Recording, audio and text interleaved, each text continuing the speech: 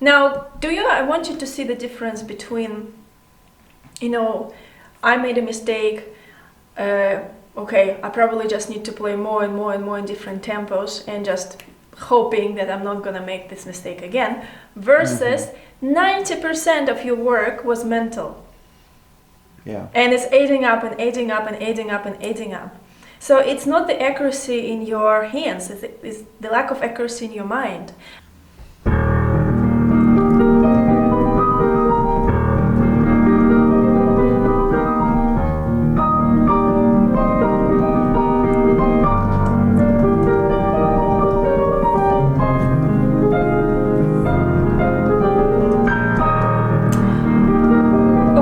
Okay. I'll stop you here. So the second line, second bar. So it's the right hand that leads with the intervals. And sometimes instead of you play.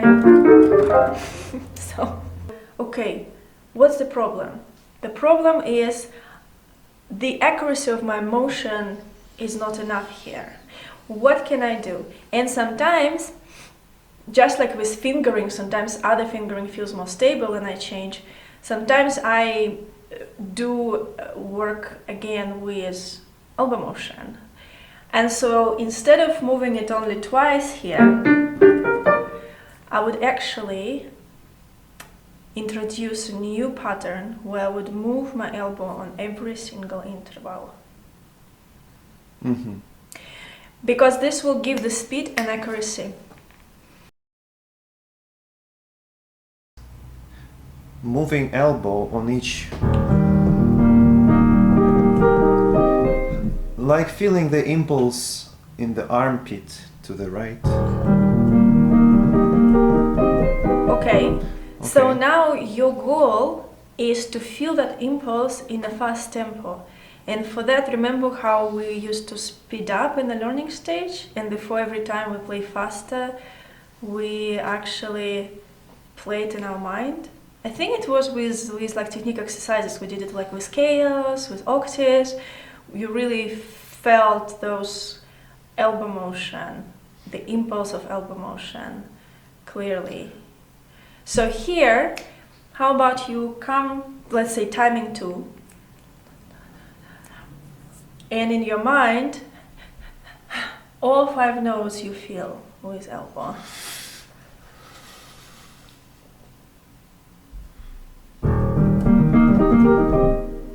Again.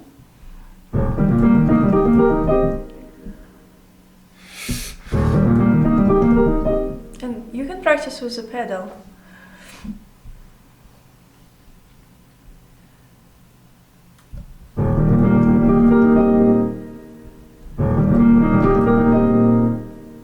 Okay, so let's go to timing 3. Ta ta ta ta ta ta. Boom, boom, boom, boom, boom. Boom, boom, boom, boom, boom. Feel it first.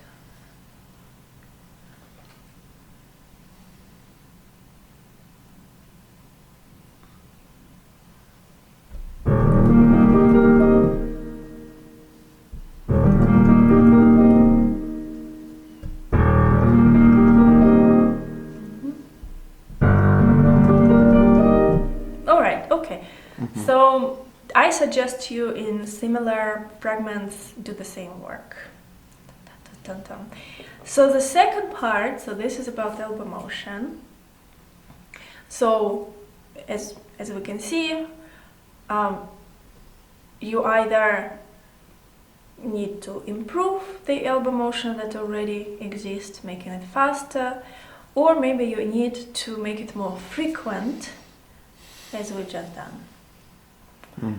The second part, now let's talk about intonation. So the movement is cool, the jump is there, but still you want to make sure that it's accurate. So let's talk about musical speech. So what I would intonate here.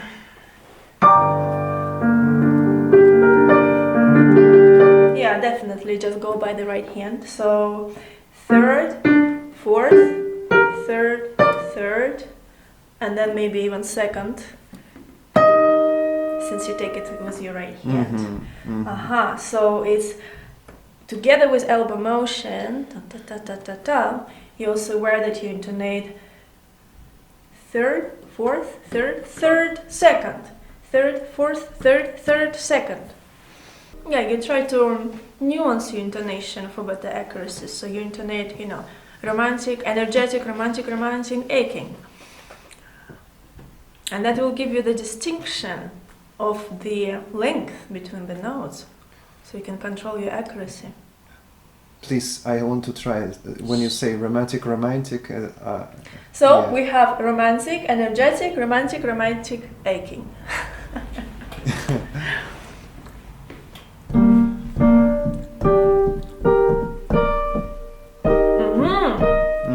And you Something see, different. right away you got this stepping stone here, which is your energetic fourth, which I think in a very good place here. And also, as I can see, the same pattern is on the first line. It's also third, and then fourth. And so I think you should hold on to that fourth energetically through intonation, musical speech, but also, you know, with kind of impulse. So it's not just 5 intervals.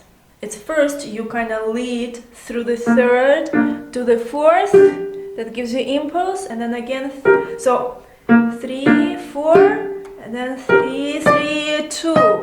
So you regroup the notes in your mind with musical speech, so it makes sense.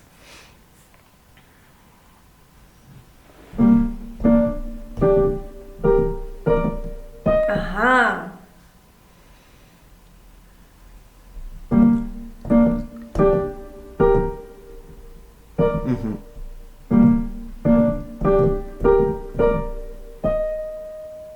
Okay, so now that you change something, you figure out how to fix it. Now let's come back to learning stage.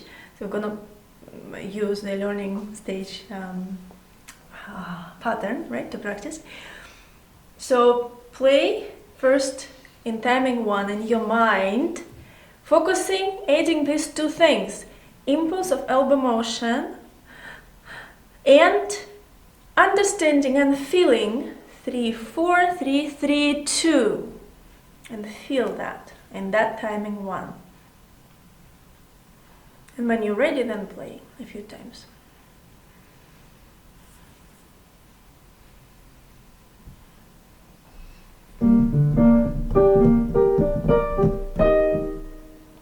I've just noticed, well,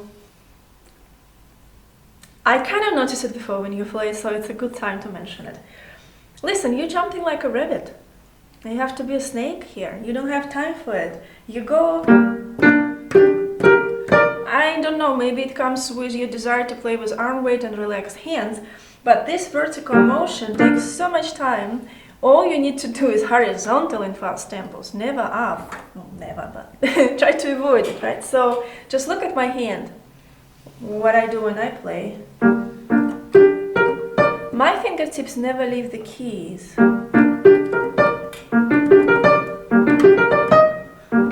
When you play, you go like that. So make sure you still go to the right. Remember, just like with elbow motion, when we moved it in our book 1, fingertips should never leave the key surface. So again, another trick to save time for yourself. Try again.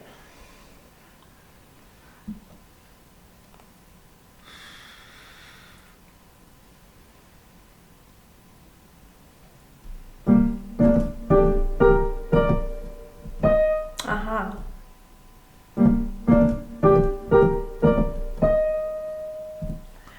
Let's do with both hands in timing 1.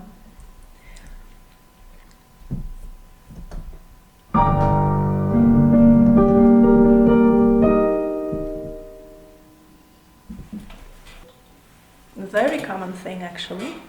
It's good to bring it up here.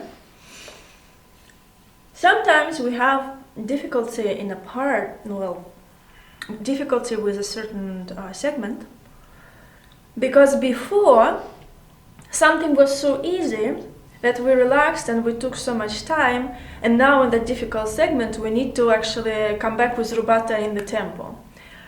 So make sure that over here, when you play, so this jump here, you also intonate, by the way, with from D to B flat, so it's a third.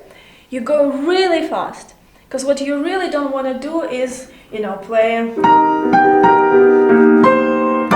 take your time and then go faster, you know. So take your time, but move your hands, you know.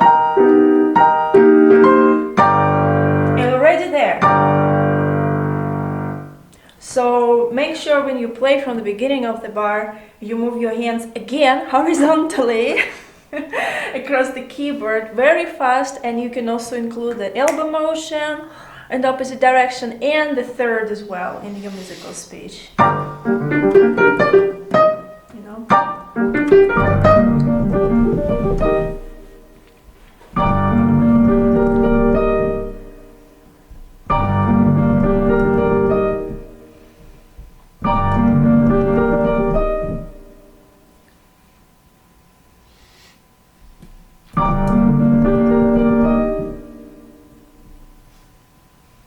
Ready for timing too? I think yes. Okay, let's try. So, elbow motion impulses on every note in the right hand, musical speech, and fingertips on the keys.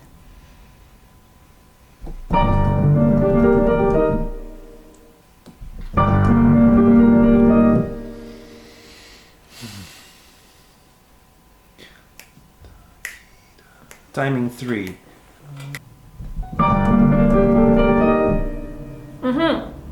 So when something like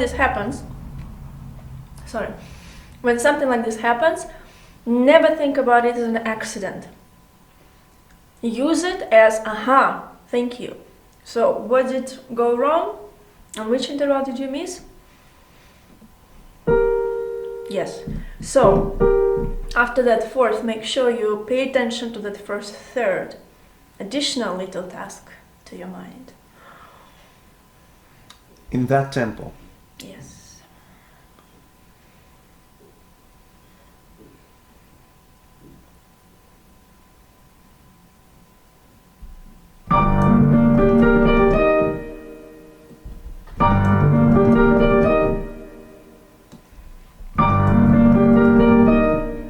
Alright, and if it clicks at some point, all you need to do is just, you know, even if you want to play faster, let's say you need to play in timing 4 or 5, you're just speeding up the same sensation. It's like you got this blueprint and you just make it faster and faster.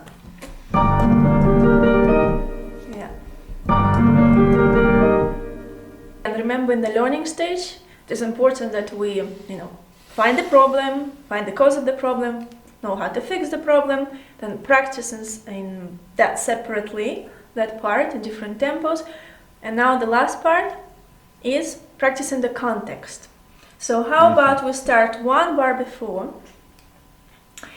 you still finish in the same part, but again, start from timing 1, and again, play it in your mind with all the new sensations.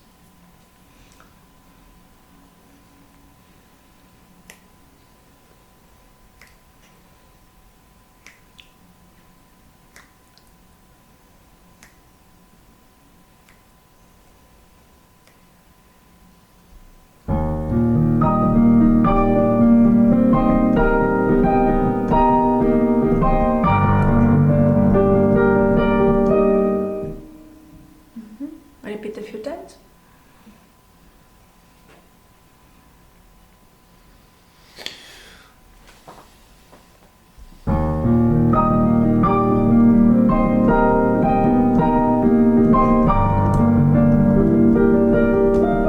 Good.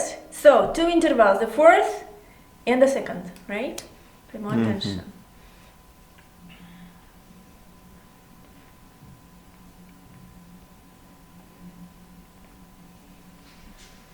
And you see how different it is. I just have to bring it. You just made it in fast tempo. Now you play in a slow tempo just 2 seconds before, and your brain already kind of losing it, you know?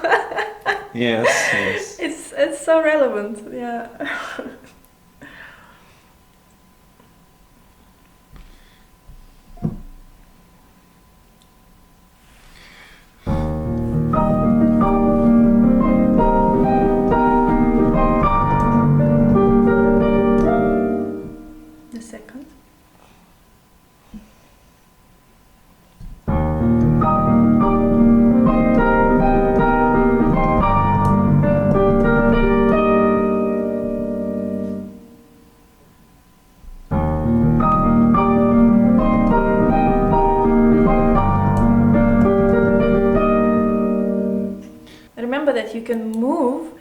elbow fast, but then you don't have to play right away. You can just move it and then wait and play it in time.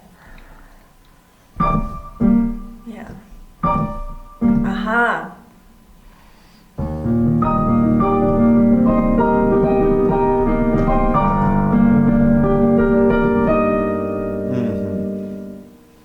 Easy.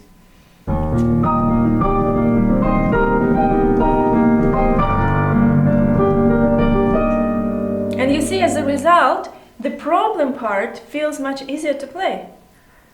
Because you were substituting in this part for very slow elbow motion before. When I concentrate on the error part, I play from the beginning, but I concentrate from the even beginning on that part. Not just I'm coming to this part and I concentrate on this more, like in the real that's time. That's right. That's what I do as well. It's in my mind. It's like it's going through the material that you play. Yeah. That's your goal. Yeah. So maybe timing two. Let's go. Yeah.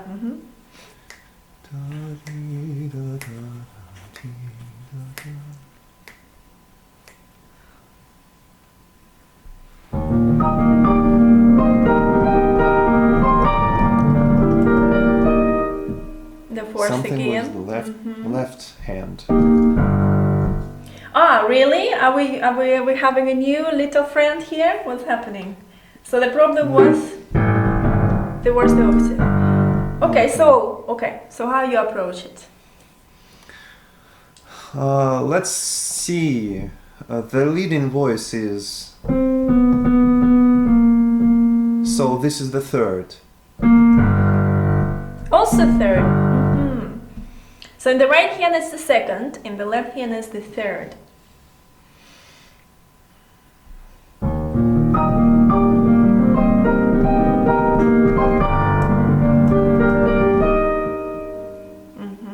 Now, I want you to see the difference between, I made a mistake, okay, I probably just need to play more and more and more in different tempos and just hoping that I'm not gonna make this mistake again, versus 90% of your work was mental. Yeah. And it's adding up and adding up and adding up and adding up. So it's not the accuracy in your hands, it's the lack of accuracy in your mind.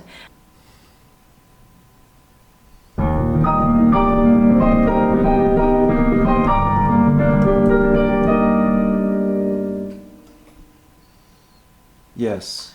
Let's go to timing 3.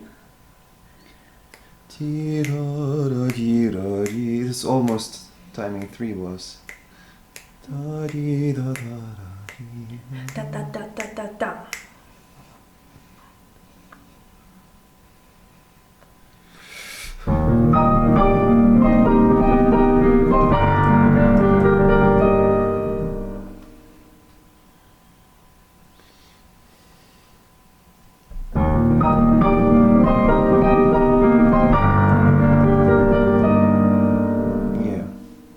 Alright, so now you feel stable and secure in your head, and so your playing reflects that state, right? So always remember, any technical mistake that appeared on the keyboard is just projection, just the reflection of what's going on in your mind. And if you miss the note, thank you for showing me where I have a blank in my mind. Okay, well, there was another one, actually, when you played, I've noticed, talking about line 3, bar 1, the third beat. When you come back, so you play.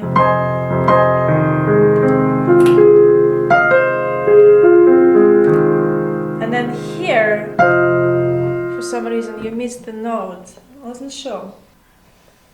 If it yes, then again we look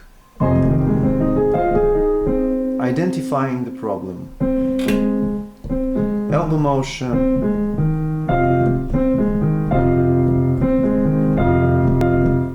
Yeah, so maybe in that moment you were really distracted by the left hand, because it goes to the left.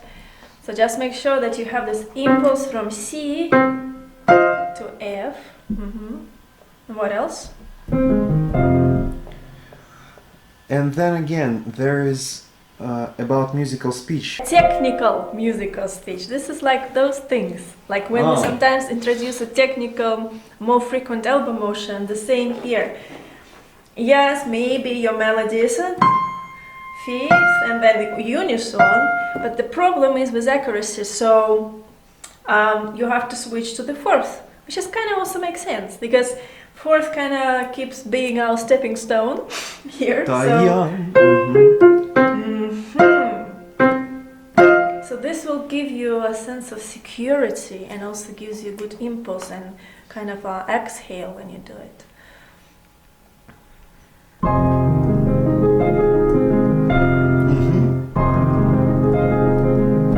Yeah, really.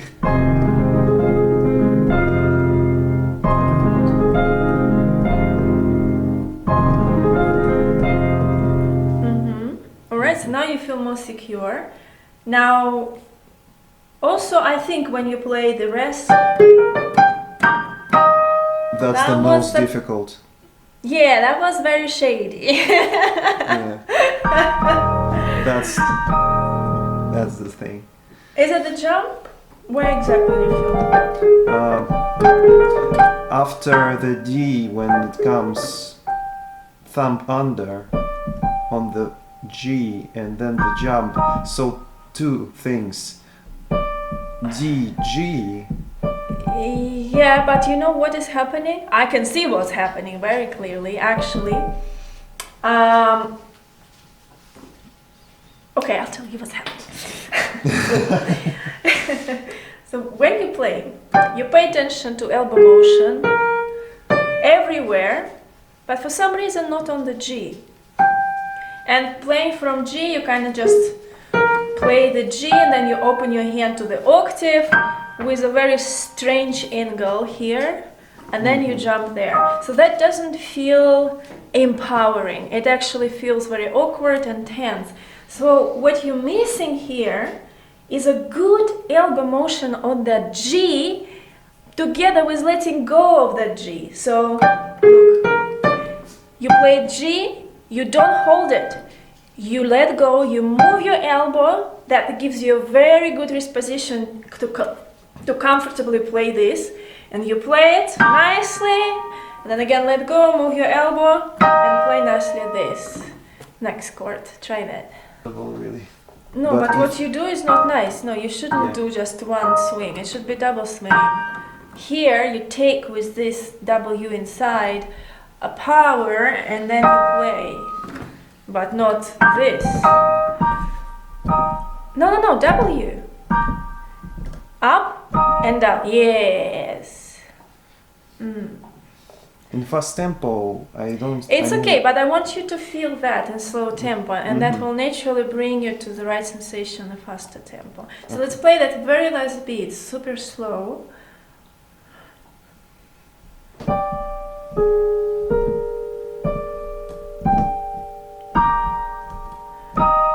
Aha, good. Let's do both hands.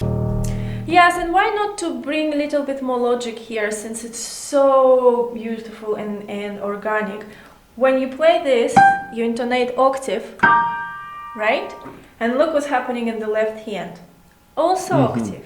So in the most important part of the whole sentence, you actually intonate with musical speech octaves in both hands. Make sense? Yes.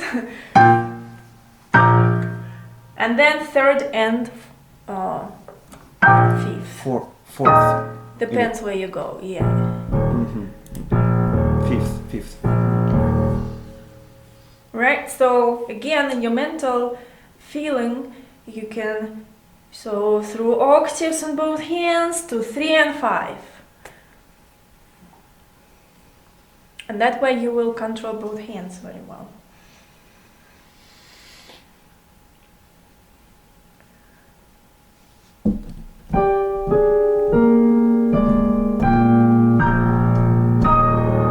Okay, how about you take time to intonate 2 octaves? It's so huge. Okay. Uh-huh.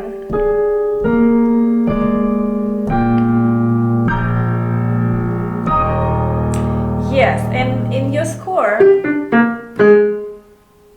you didn't circle that first B flat, but I would circle it anyway because you're going on octave.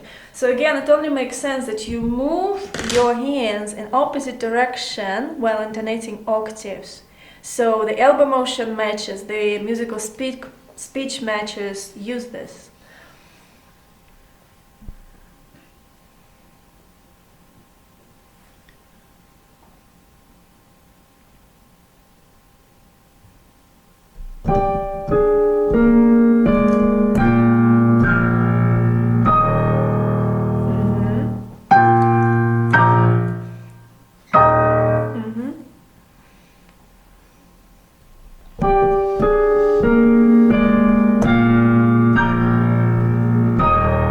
What happened? Tell me. D, G. Right, so the fourth again, our beautiful fourth. And which brings me, I've been waiting because I don't want to overwhelm you, but now we can talk about it. And you can use this in any, I call them, swamp passages. So for example, when you feel you have the beginning passage, you have the end of the passage, but you really don't feel secure about what's happening in the middle. Again, what we use for this, stepping stones. So I believe it would be good for you to introduce intonation towards the second and the fourth in the right hand. So second here as interval and fourth here. So it's not just 5 notes, but it's rather ta ta ta. So you regroup them to make more sense. And so when you play, you hold on to those.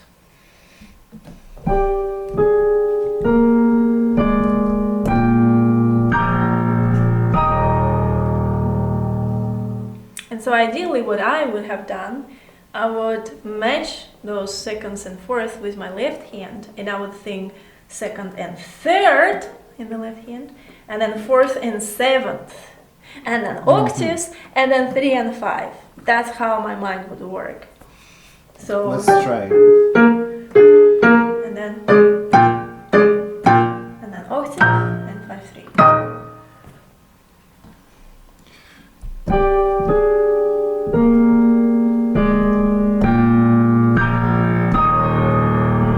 So now you feel secure in your mind about this part.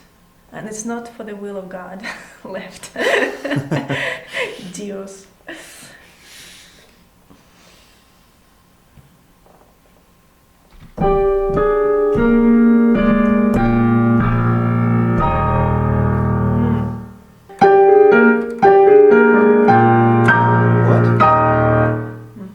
So when you go faster, yeah, my hands still go up in timing too as well.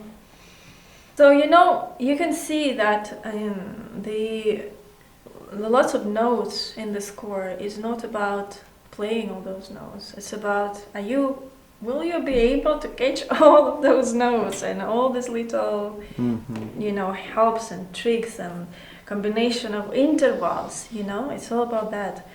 That's why what you're playing right now, it's really, if we continue with the program, this I would give you in 1 year from now, because I know how much mind work it requires to be able to play in the fast tempo.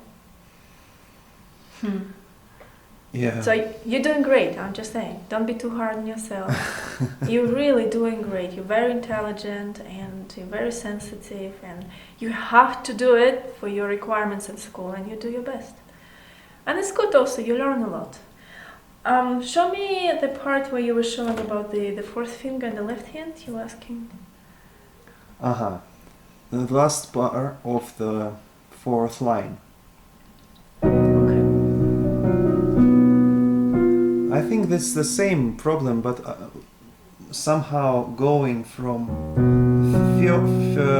first finger on the F sharp to the fifth finger of the B of the H, yeah? Yeah, maybe. Yeah. Yes, but here it's much harder because you're going from the strong finger towards the very weak one. So even if you move your elbow and you intonate with the fourth, you really have to prepare it very good.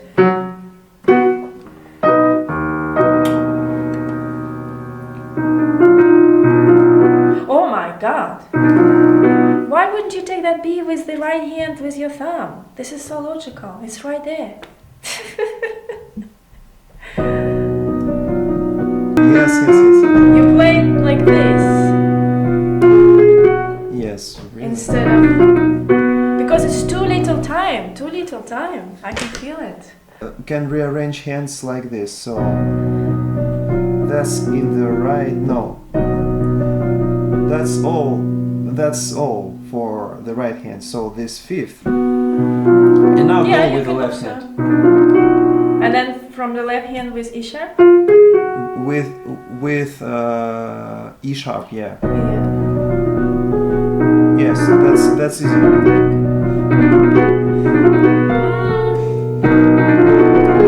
To be honest, for me, when I play both variants, I feel it's much more secure when you land on the downbeat with your left hand rather than starting your left hand on the upbeat. So I would still make the jump of the octave this time, but I would land on that secure downbeat second finger with octave. It would make me feel more stable than and then starting from somewhere there. Yeah, that's what we want. Really? And in this case, you really feel the downbeat with that octave, and it gives a nice impulse. Technical musical speech again. Exactly.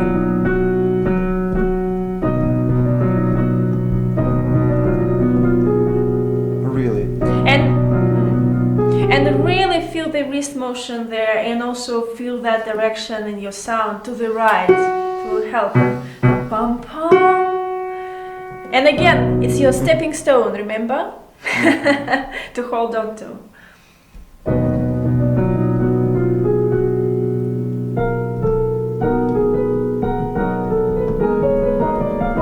That's all right. Okay. Yeah. Second finger.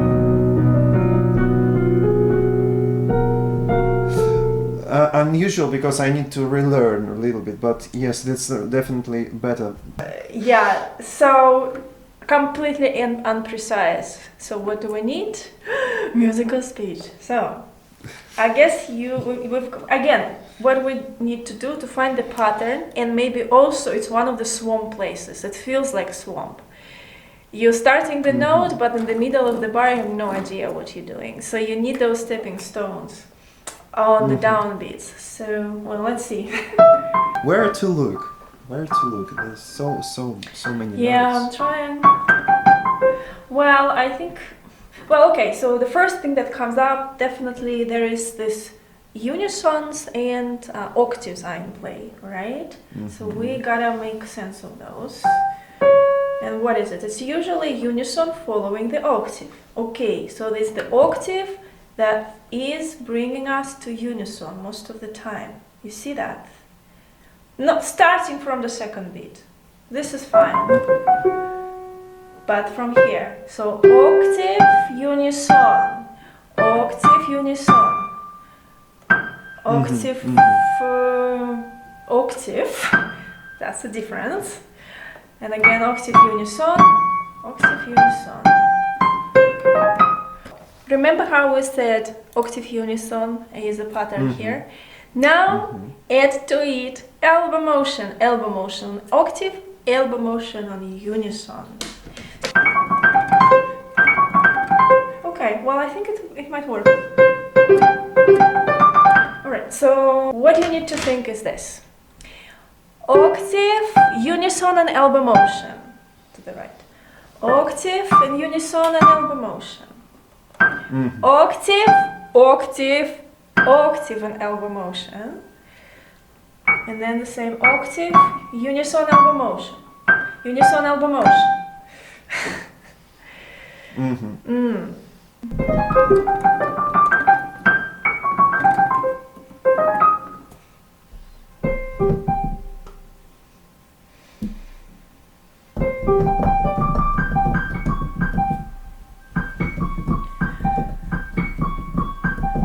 Okay. So first of all, before moving to faster tempo, let's first fix it with both hands. Because even introducing the left hand might kick you out of the pattern.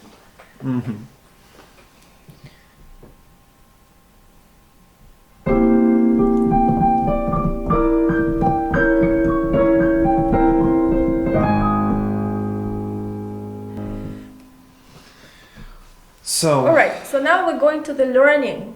So let's start from timing 1, and again, try to catch octave, unison elbow motion, octave, unison elbow motion while playing in timing 1 in your hand.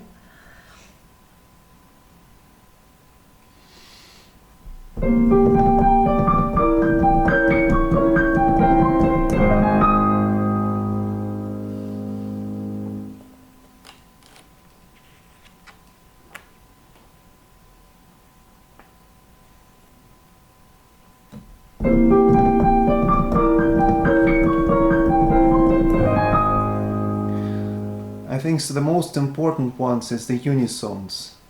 The most important ones. Okay, well they are. They are leading to the first note in group of 3, right?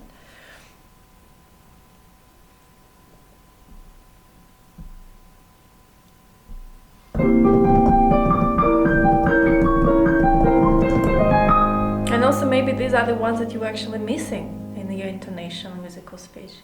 And that's why it felt uneven. It felt like you were playing jazz. Bad jazz.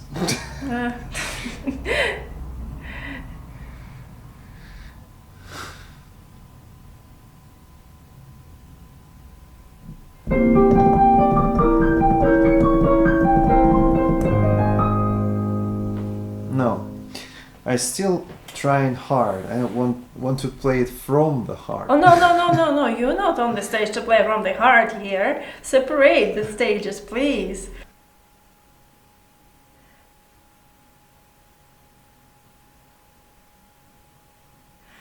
Also, if you think, because right now you didn't miss an octave, you miss the interval leading to the octave. So it's quite easy here. It's usually fourth. Through the fourth you're going 4 octave unison, 4 octave unison, 4 octave unison, except that again part where you go through a couple of tritons, right? So here 4, and now triton unison, triton octave, and then fourth again. You see that? So maybe this will also help.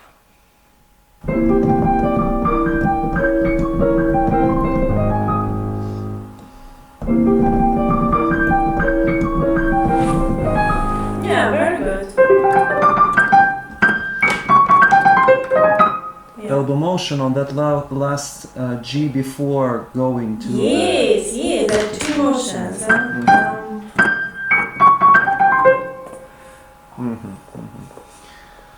So yeah, maybe timing 3. Yeah. Okay, let's try.